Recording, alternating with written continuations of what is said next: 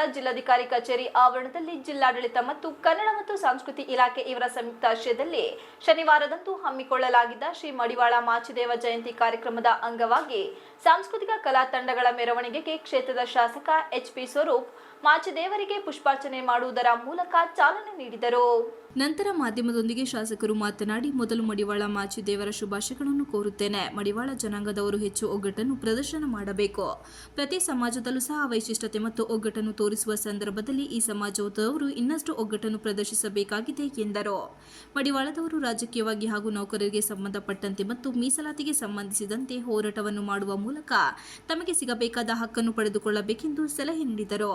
ಜಯಂತಿಯ ಶುಭಾಶಯಗಳನ್ನ ಕೋರ್ತಾ ಇವತ್ತು ಏನು ಜಯಂತ್ಯೋತ್ಸವ, ಇನ್ನೊಂದು ಕಡೆ ನಮ್ಮ ಮಡಿವಾಳ ಸಮಾಜದವರು ಇನ್ನೊಂದು ಕಡೆ ಇನ್ನೂ ಹೆಚ್ಚಿನ ಒಂದು ಒಗ್ಗಟ್ಟನ್ನು ಪ್ರದರ್ಶನ ಮಾಡಬೇಕಂತ ನನ್ನ ಭಾವನೆ. ಯಾಕೆಂದರೆ ಇವತ್ತು ಪ್ರತಿಯೊಂದು ಸಮಾಜನೂ ಕೂಡ ಅದರಂಥ ಒಂದು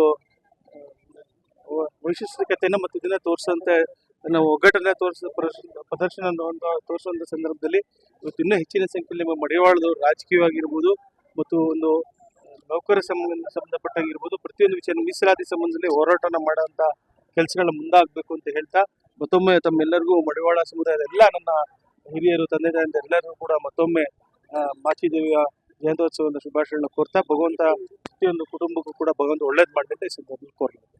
ಇದೇ ವೇಳೆ ಜಿಲ್ಲಾ ಸರ್ಕಾರಿ ನೌಕರರ ಸಂಘದ ಅಧ್ಯಕ್ಷ ಬಿಪಿ ಕೃಷ್ಣೇಗೌಡ, ಗೌರವಾಧ್ಯಕ್ಷ ಇ ಕೃಷ್ಣೇಗೌಡ, ಮಡಿವಾಳ ಮಾಚಿದೇವ ಸಂಘದ ರಾಜ್ಯಾಧ್ಯಕ್ಷೆ ವಿಜಯಲಕ್ಷ್ಮಿ ಅಂಜನಪ್ಪ, ಜಿಲ್ಲಾ ಪಂಚಾಯತ್ ಉಪ ಕಾರ್ಯದರ್ಶಿ ಚಂದ್ರಶೇಖರ್, ಜಿಲ್ಲಾ ಕನ್ನಡ ಸಾಹಿತ್ಯ ಪರಿಷತ್ತಿನ ಅಧ್ಯಕ್ಷ ಎಚ್.ಎಲ್. ಮಲ್ಲೇಶ್ ಗೌಡ, ಕನ್ನಡ ಮತ್ತು ಸಂಸ್ಕೃತ ಇಲಾಖೆ ಸಹಾಯಕ ನಿರ್ದೇಶಕ ಎಚ್.ಪಿ. ತಾರನಾಥ್, ಗುರೂರು ಶಿವೇಶ್, ನಿರ್ದೇಶಕ ಮಲ್ಲೇಶ್, ಮುರುಳಿ, ಗೋವಿಂದಪ್ಪ, ರಘು ಇತರರು ಉಪಸ್ಥಿತರಿದ್ದರು. Srinivas, TV 46 Malenadu news, Hassan.